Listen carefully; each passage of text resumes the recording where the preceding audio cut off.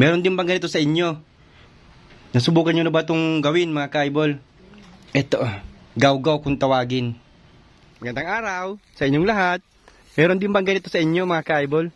Ito, itong halaman na yan. Oh. Yan. Yan, medyo ano pa siya. Maliliit pa. Hindi pa masyadong ano. Hindi pa masyadong tulpos mamangan ano. Oo, hindi pa. Dapat kasi ito, lantang-lanta na ito. Itong ganito niya.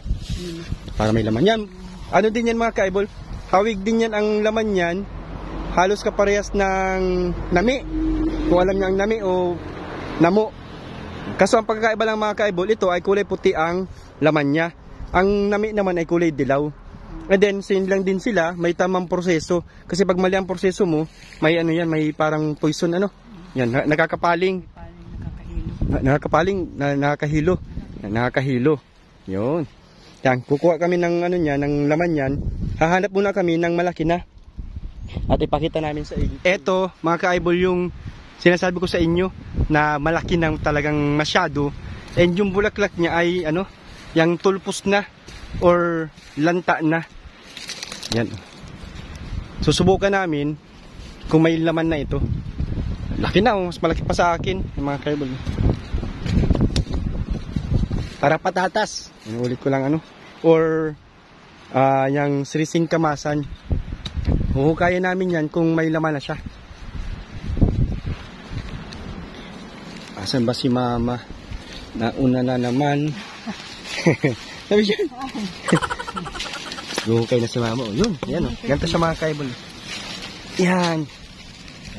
Ang ano niya, ang tangkay niya baga oh, yung parang ano, parang celery. Ang tangkay niya. Anong Tagalog mama sa celery? Celery na nga yata. Celery. Alam na. Natagalog na celery yan. Huhukayin ko mga ka-eyeball. Pakita ko sa inyo yung laman na makukuha ko kung meron yan. Ito mga ka-eyeball oh. Kita na yung laman niya. Yan oh. Kaya ang tawag namin dito ay para patatas. Mukha siyang patatas. Pero hindi naman talaga yun ang ano.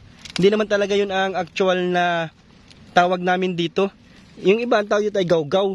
Kasi ito ay ginagawang gaw-gaw yan. Papakita rin namin sa inyo yung paggawa ng kung paano ito i-process namin para makain. Naputol. Wow, ang laki. Yun. Naputol yung pinakauna niya. Laki ng Kasi laman. ito, sulit na lang niya ito mga ka-eyeball. Ito pa oh. Ito naman niya. Laki ano?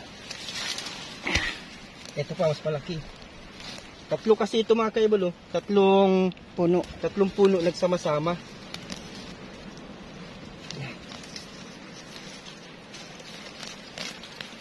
Ito yung pinaka-ina niya mga ka-eyeball. Ito, magpapaliwanag ko lang ano. Ito yung ina niya dito. Ito yung nakakonekta dito. Ang kinukuha lang mga ka-eyeball ha. Ang kinukuha lang yung suhi niya. Hindi yung pinaka-ina niya. Asan yung una ko nakuha? Ito. Ito lang yung parang suhi niya. Kumbaga ito yung laman niya. Ito yung ina na yung ano ba tawag doon? Pinakapuno niya. Pinakapuno niya. Siya yan. Dito nagsuhi. Ito na yon. Ito lang yung kukunin natin. Ito ibabaon natin ito ulit. Ito mga ka-eyeball, ibaon lang niyo ito ulit. Tutubo ito. Ito yung pinakapuno niya. Tapos ito yung ugat niya. Ito yung parang mother na root na bunga kung tawagin. And then nagsusuhi siya. Ito na. Style patatas. Kaya ang tawag namin dito ay para patatasan. Ulit-ulit ako mga ka-eyeball para mas maintindihan ninyo. Ano?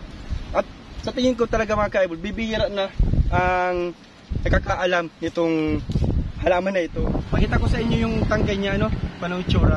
Yan mo, mukha baga siyang celery. And then, walang laman sa loob. Ito lang lahat yung nakuha namin at nahugasan na rin namin. Ito siya, oh. Malalaki yan mga ka-eyeball, oh. Para siyang patatas or singkamas.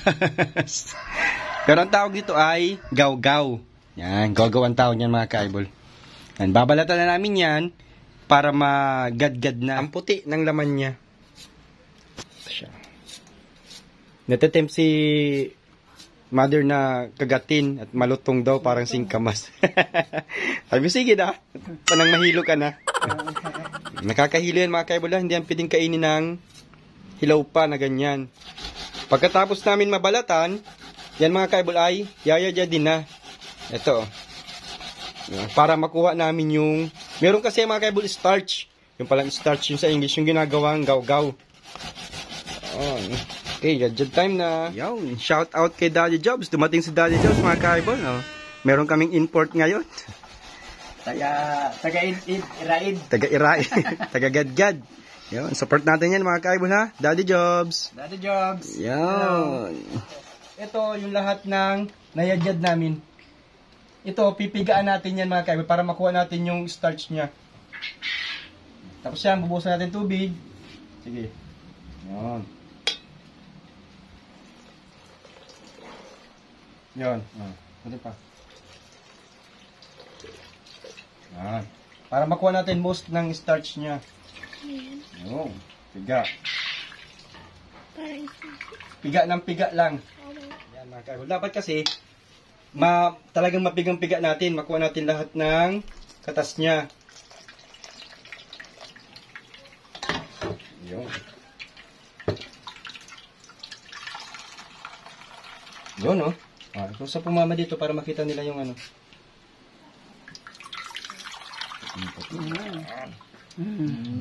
Yan yung gagawin natin. Yan yung basta yan yung ipaprocess natin. Explain ko sa inyo mamaya.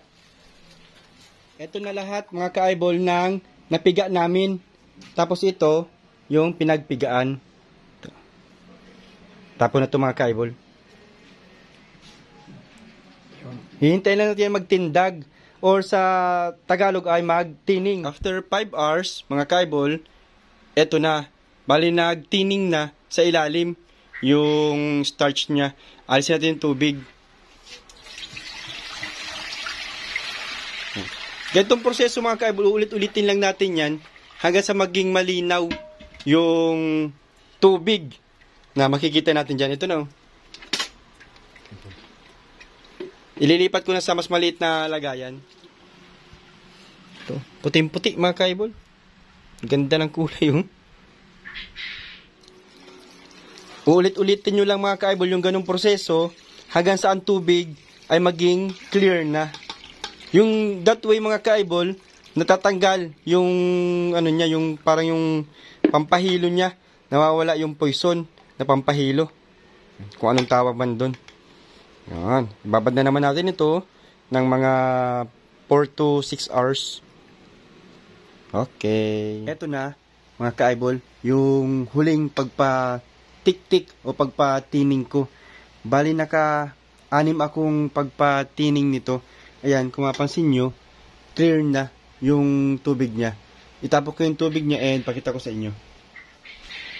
Yan. Ito na mga ka-eyeball, oh, yung kinalabasan.